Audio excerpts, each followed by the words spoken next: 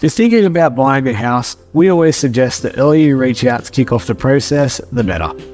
Whether you're years off buying or you've just had an offer accepted on a property, you can't start the conversation with us too early. The first thing we'll do is get some basic information from you. Things like how much you earn, do you have any debts or kids, and how much do you think you might want to spend on a property. Using this information, we will run some numbers and collate an email that looks like this.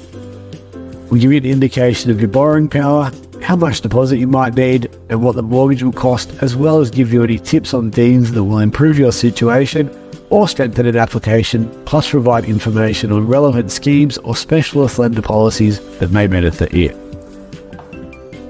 When you're ready to apply for a pre-approval, we will collect documents and get you to give us some more in-depth information that we'll need for an application. To do this, we will send you a fact find and a file invite. The fact find can be completed on any smart device, and we're looking for information on things like your address and employment history, as well as what your living expenses are. The file invite is our secure document collection system. The list of documents required are listed here, and this is the same place you will upload the documents. We also utilise the services of bankstatements.com.au via file invite. Bankstatements.com.au have a system in place with multiple banks to get read-only access to your bank accounts. You do log in as if it were your internet banking, which is exactly the sort of thing you're told not to do, but this system utilises bank-level encryption and has been granted access by the banks in the list. Using bankstatements.com.au means the statements and transaction listings we need are automatically uploaded without you needing to do it manually. You can do this manually, but using bankstatements.com.au makes the process painless and gives us exactly what we need the first time. Once we have everything we need, we will conduct a full assessment internally as if it had been submitted to a bank. At this point, we will arrange a time to meet, whether in person or over Zoom, and I will present you with multiple lender options to consider.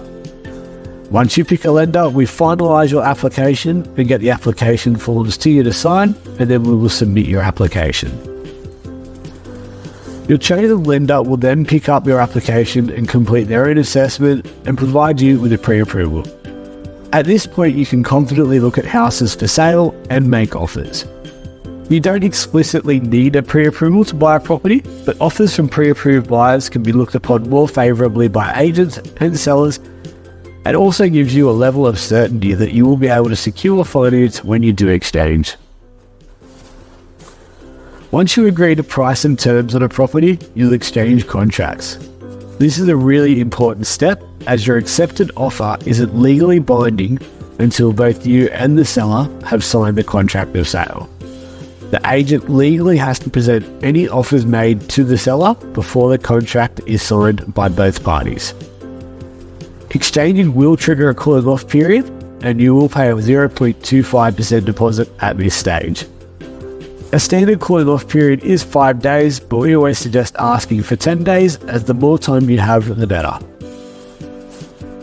During the cooling off period, we will move your pre-approval to a formal approval. The lender may organise a valuation and want to see updated pay slips and bank statements, but generally this is all that's involved for the loan application.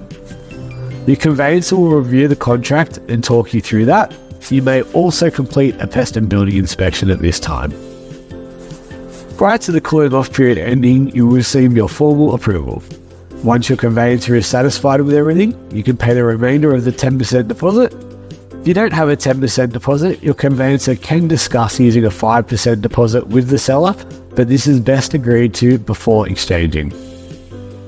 Beyond this, it's a matter of signing your loan documents and organising building insurance and getting these to your lender. Then it's just a matter of waiting for your settlement day to roll around.